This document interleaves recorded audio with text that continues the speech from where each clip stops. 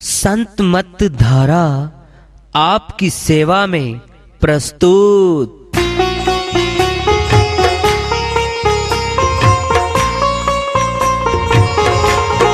जो चाहता है प्रभु प्यारा वो आओ संत मत धारा। भक्ति भेद बता कर सारा वो कर दे भव के पारा। जो चाहता है प्रभु प्यारा वो आओ संत मत धारा। भक्ति भेद बता कर सारा वो कर दे भव के पारा। जो चाहता है प्रभु प्यारा।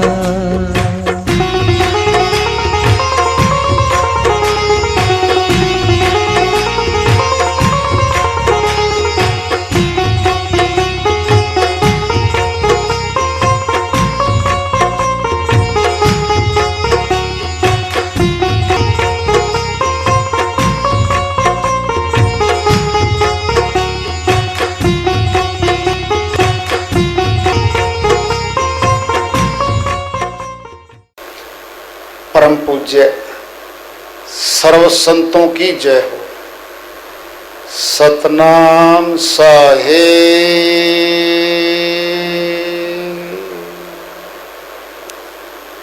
उपस्थित आदर के योग प्रभु प्रेमी एवं जिज्ञासु आत्माओं, हम सभी पूर्ण पिता परमात्मा सभी सृष्टियों के रचनहार कुल मालिक, हम सब के जीवन का आधार, उनकी महिमा को सुनने के लिए यह एकत्रित है। मेरी सभी से अर्ज है कि मैं कोई जगत गुरु नहीं, महाराज नहीं, मंडलेश्वर नहीं, मैं केवल सभी संतों की चरणों की धूल हूँ और आपका सेवक हूँ। मैं अपनी सीधी साधी टूटी फूटी भाषा में भक्ति भेद के गूढ़ रहस्यों को उजागर करने वाले विचार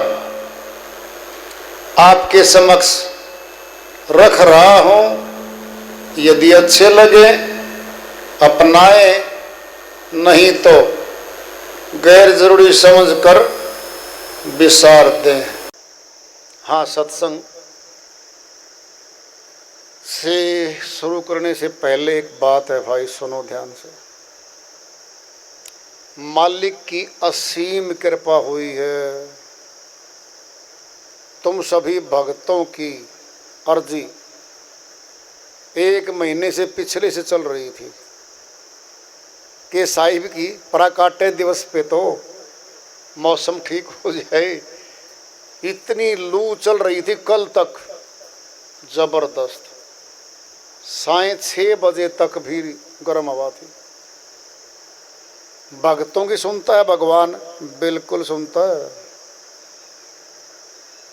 इस पे मत जाना कि पूरे हरियाणा में ऐसा ही मौसम है, कहीं और मौसम है, ये छोड़ दीजिए। कल्पनाएं कभी खत्म नहीं हुआ करती।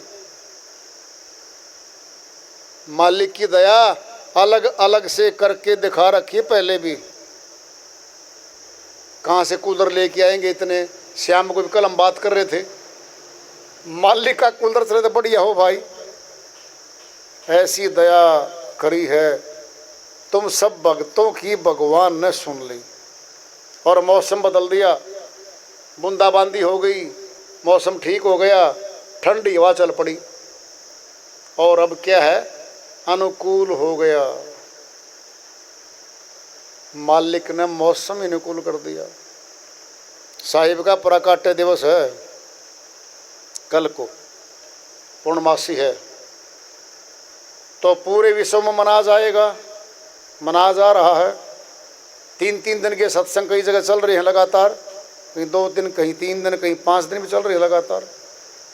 तो तुम्हारी दुआ में कितनी शक्ति है ना। जो काम दवा से हो ना सके वो काम दुआ से होता है। जब मुर्शिद कामिल मिलते हैं तो बात खुदा से होती है। बहुत ऊंची बातें हैं। तो तुम्हारी विनती प्रार्थना मालिक ने सुनी है, तभी तो ये मौसम दिया है। अनुकूल चाहता है आदमी, ये अनुकूलता स्पेशल दे दी है। बोल सदगुरुदेव महाराज की जय हो, सदगुरु साहिब की जय हो।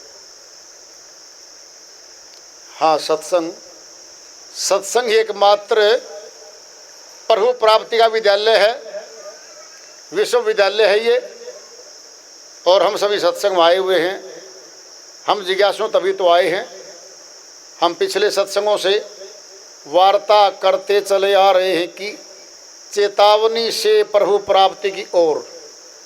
इस अध्याय को, इस वार्ता को आज फिर आगे बढ़ा रहे हैं।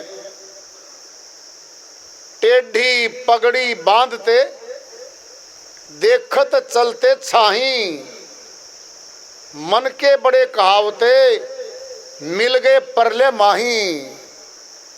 स्वामी नित्यानंद जी महाराज अमरलोक के संत हुए हैं, हरियाणा प्रदेश में आए हैं।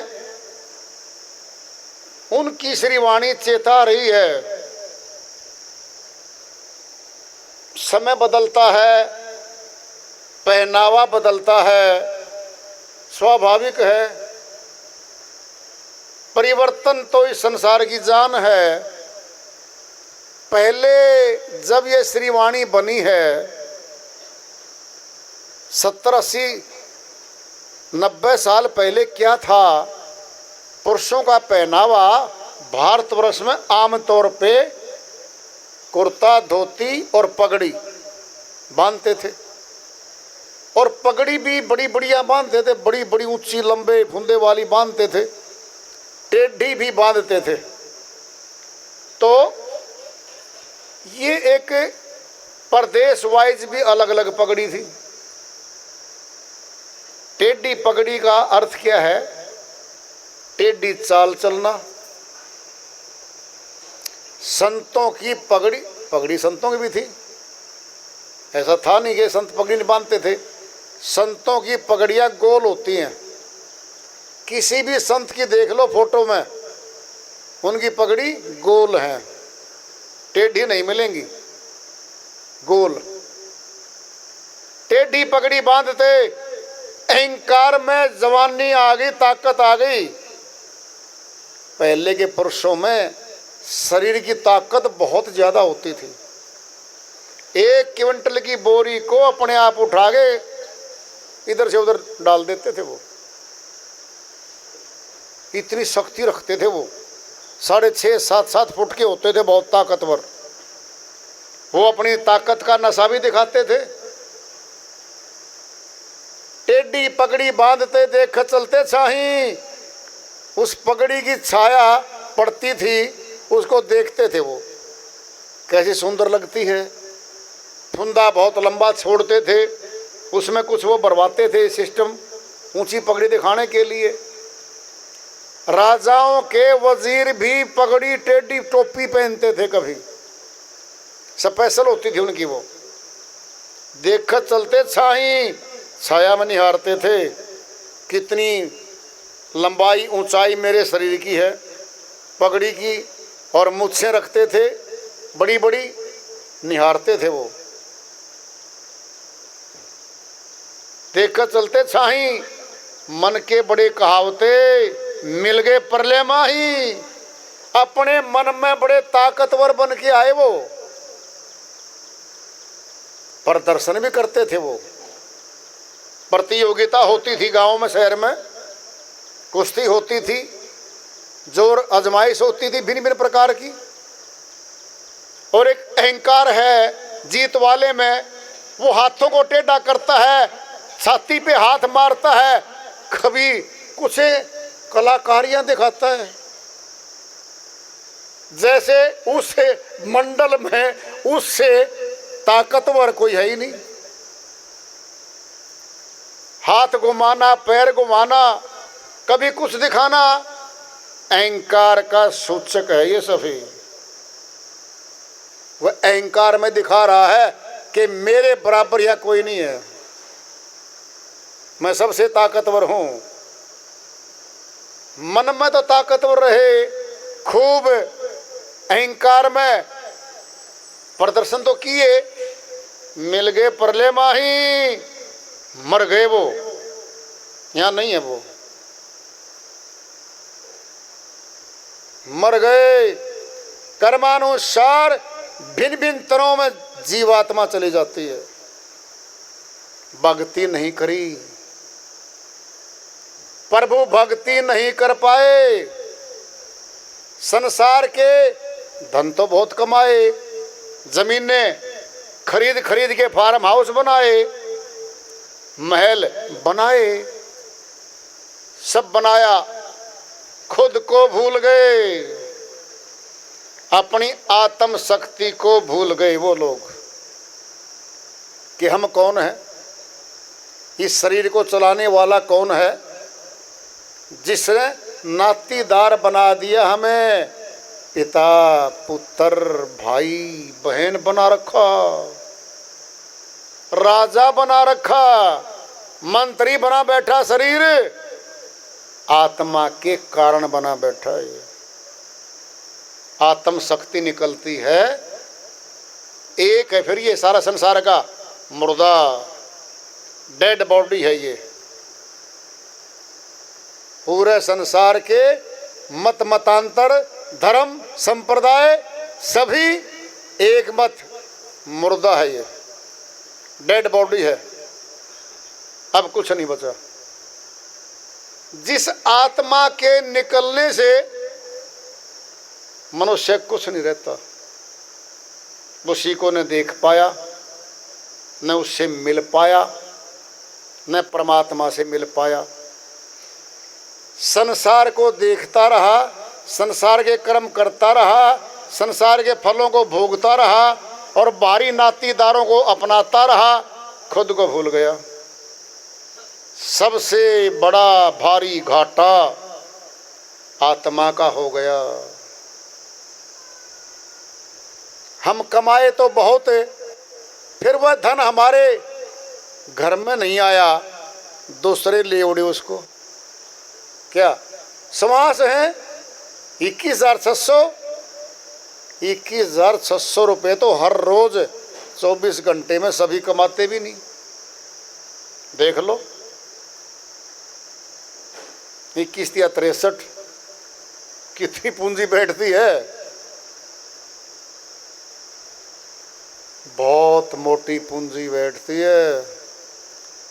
इतनी पूंजी सभी नहीं कमाते होते यहाँ पर, लेकिन इस समासों की पूंजी से क्या कमाया?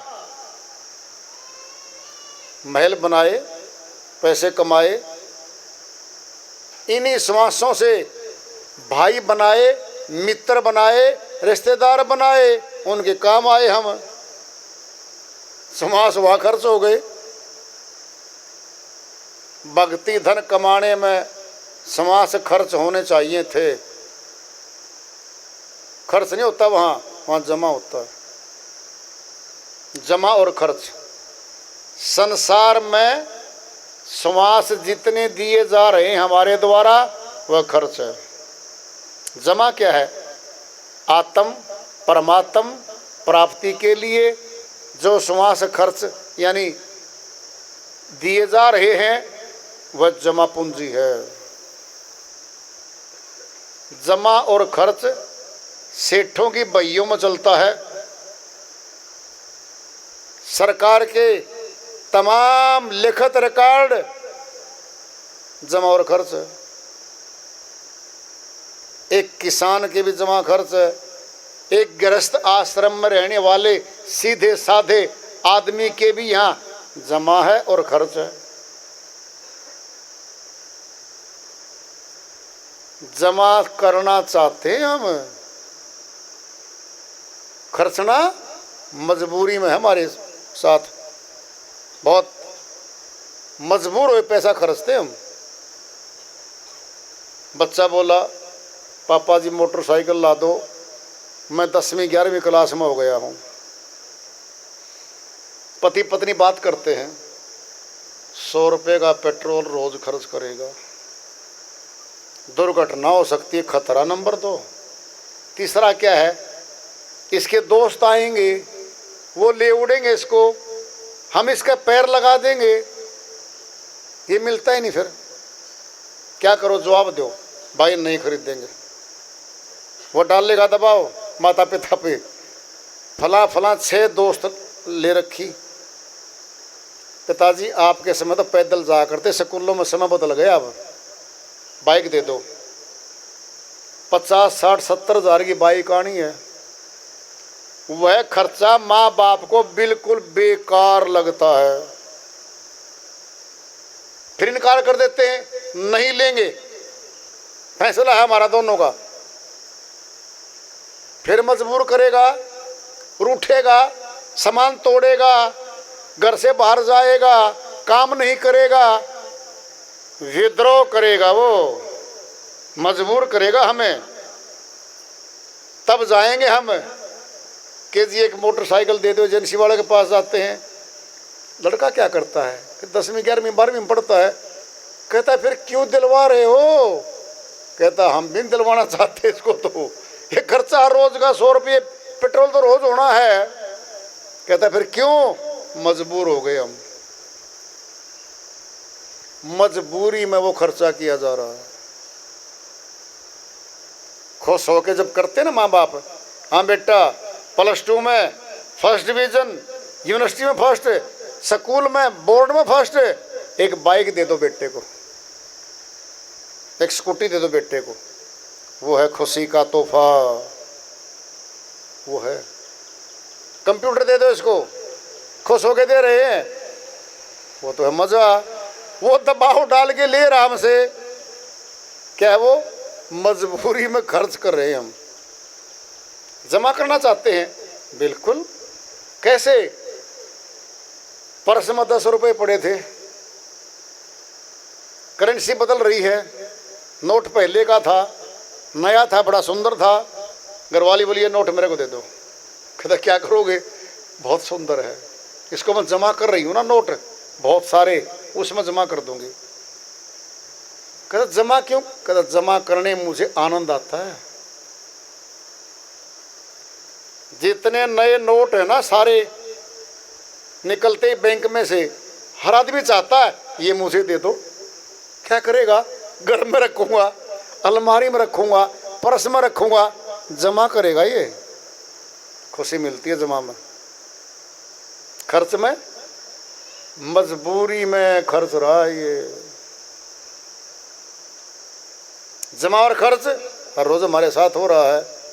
जमा है भक्ति धन, खर्च भक्ति के अलावा सारा खर्च है, चाहे परिवार में हो, रिश्तेदारी में हो, चाहे कहीं भी हो।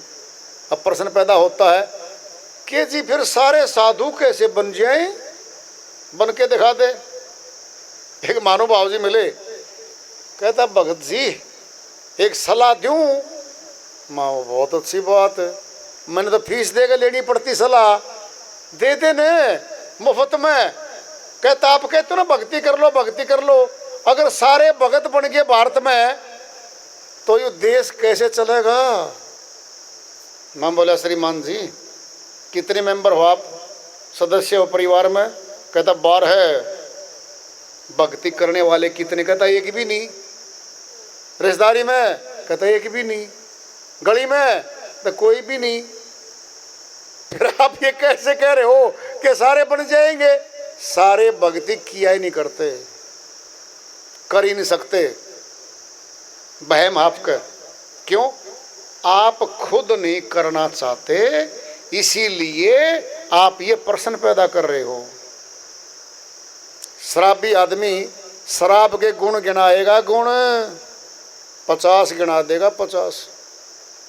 पूछ लो, पेट में अफारा नहीं होगा जी, निंद्रा नहीं आती जी, सेठों को टेंशन रहती है जी पैसे के लेने देने की, आराम से सो जाएगा जी। तीसरी क्या है? भय लगता था बोलते समय, फिर बोलने लग जाएगा माँ बाप के सामने, खुल जाएगा। और क्या कहता है? फिर ये सबका प्रेमी हो जाएगा, कोई आओ पीते समय कहता भाई साहब सभी बैठ के पियो आज मेरे नाम की, सबका हो जाएगा। ये गुण गिना रहा वो 50 गिना देगा। सही बात तो ये है, जिसने भक्ति नहीं करनी, जो भक्तों का विरोधी है, तो 50 बातें गिना देगा। भक्ति करने में नुकसान क्या क्या है गिनाएगा। कहता है पति पत्नी का झगड़ा होगा, पत्नी सत्संग में जाएगी, पति नहीं जाने देगा। और क्या कहता, और क्या 6 घंटे जाएगा, इतने घर का काम करता, कुछ कमाता, वह नुकसान होगा। तीसरा क्या है, कहता तीसरा भी एक बहुत बड़ा कारण। कहता और क्या, कहता सारा परिवार उसे खिलाफ हो जाएगा। मां भाई साहब एक बात बताओ, तेरे घर में कोई शराब पीता है? कहता है। उसका आगे कोई बोलता है? कहता नहीं बोलता। एक बुराई करने वाले व्यक्ति के सामने सारा परिवार थर-थर कांपता है। एक सत्संगी घर में आता है, उसको सारे लोग सुनाते हैं, आ गया सत्संगी जी, क्यों कोई बुरा कर्म करके आएगा। यो शाम को बोलना, जो 9 बजे वाली रेल आती है 9 बजे वाला आएगा तेरे घर में, गेट को 3 बार बजाएगा, है आ गया हूं, हाजिरी दर्ज वहीं से गेट से ही आ गया हूं। फिर किवाड़ फेंक के मारेगा, नंबर 2 गेट, आ गया हूं।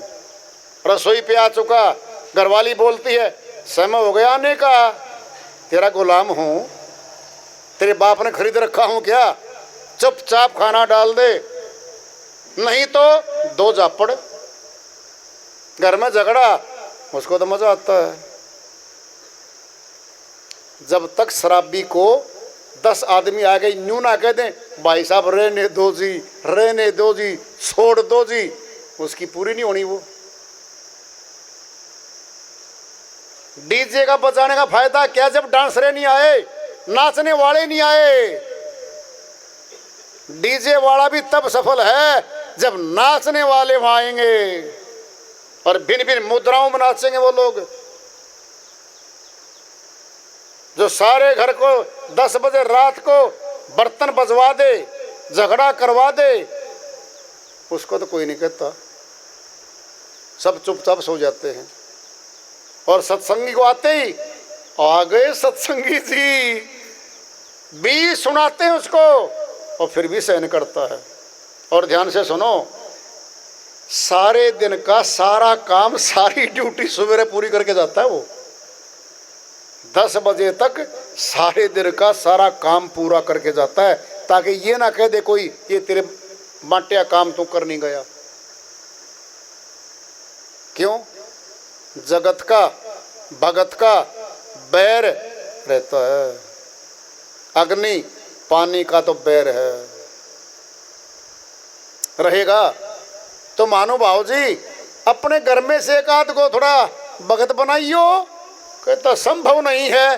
फिर फैसला लिख ले, ये सभी के प्रति संभव नहीं है, सभी नहीं बना करते, कोई विरला, पर वो भक्ति करता है, कोई विरला चलता है, कोई विरला पहुंचता है, बाकी तो यहीं पड़े रहते हैं। कबीर साहिब की श्री वाणी आ रही है, भजन के माध्यम से है, उसको लेते हैं। साहिब अपनी श्रीवाणी में फरमाते हैं, कर लो जतन सखी साई मिलन की, कर लो जतन सखी साई मिलन की, साई मिलन की जी, साई मिलन की, कर लो जतन सखी साई मिलन की। गुड़वा गुड़िया सूप सुपेला, गुड़वा गुड़िया सूप सुपेला, तजी देव बुद्धि, तजी देव बुद्धि, लड़ लड़कियां खेलन की, कर लो जतन सखी साई मिलन की, साई मिलन की जी साई मिलन की, कर लो जतन सखी साई मिलन की। देवी देवा भूया भवानी, देवी देवा भूया भवानी, इह मार्ग सब ई मार्ग सब 84 चलन की, कर लो जतन सखी साई मिलन की, साई मिलन की जी साई मिलन की, कर लो जतन सखी साई मिलन की, कर लो जतन सखी साई मिलन की। ऊंचा महल अजब रंग बंगला, ऊंचा महल अजब रंग बंगला, साईं की सेज जहां साई की सेज जहां, लगी फूलन की, कर लो जतन सखी साई मिलन की, साई मिलन की जी साई मिलन की, कर लो जतन सखी साई मिलन की। तन मन धन न्योछावर कर लो, तन मन धन सब न्योछावर कर लो, सुरती संभार पड़ूं, सुरती संभाल भरू, पैया सजन की, कर लो जतन सखी साई मिलन की, साई मिलन की जी साई मिलन की, कर लो जतन सखी साई मिलन की। कहें कबीर सुनो भाई साधो, कहे कबीर सुनो भाई साधो, कुंजी बता दई, कुंजी बता दई, ताला खोलन की, कर लो